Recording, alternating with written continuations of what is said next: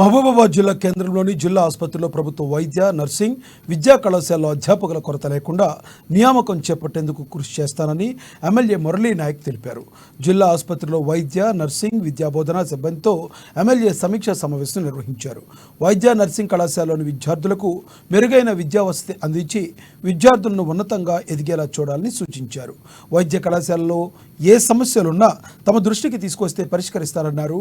ఆసుపత్రిలో వైద్యులు సమయపాలన పాటించి రోగులకు వైద్యం అందించాలన్నారు.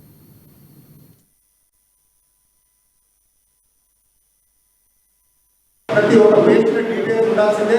మీ వార్డ్ నుంచి వేరే వార్డు షిఫ్ట్ చేసే కనుక షిఫ్ట్ మేల్ వార్డ్ అని ఆయన దయచేసి, ఎందుకంటే ఈ ఇర్రెగ్యులారిటీస్ ఉండకుండా ఫస్ట్ మీరు రావడం మీకు అందరికీ మన జాగ్రత్తలు మన డ్యూటీస్ ఏంటో చెప్పాలని కష్టపడి రావడం జరిగింది. ఎక్కడ కూడా మిస్బిహేవియర్ కాకుండా మిస్బిహేవియర్ చేయకుండా పేషెంట్స్ కూడా జాగ్రత్తగా ఉంటూ మనం నవ్వుకుంటూ ట్రీట్మెంట్ ఎంత లేట్ ఇచ్చినా కూడా నవ్వుతారు పేషెంట్. కసిరించుకొని వెంటనే పనిచేసినా కూడా మళ్ళీ వాళ్ళు ఏదో మళ్ళీ వాళ్ళ సంఘాలను వాళ్ళని బెదిరిస్తూ చేస్తూ ఉంటారు. ఇక్కడ ఇబ్బంది జరిగేది ఓపికగా మన డ్యూటీ చేద్దాం.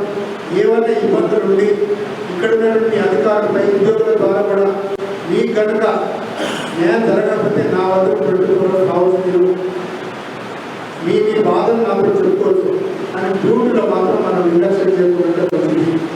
దయచేసి మనమంతా అన్నదమ్ములాగా, నేను ఒక ఎమ్మెల్యే కాదు, నన్ను ఒక డాక్టర్ లాగానే ట్రీట్ చేయండి.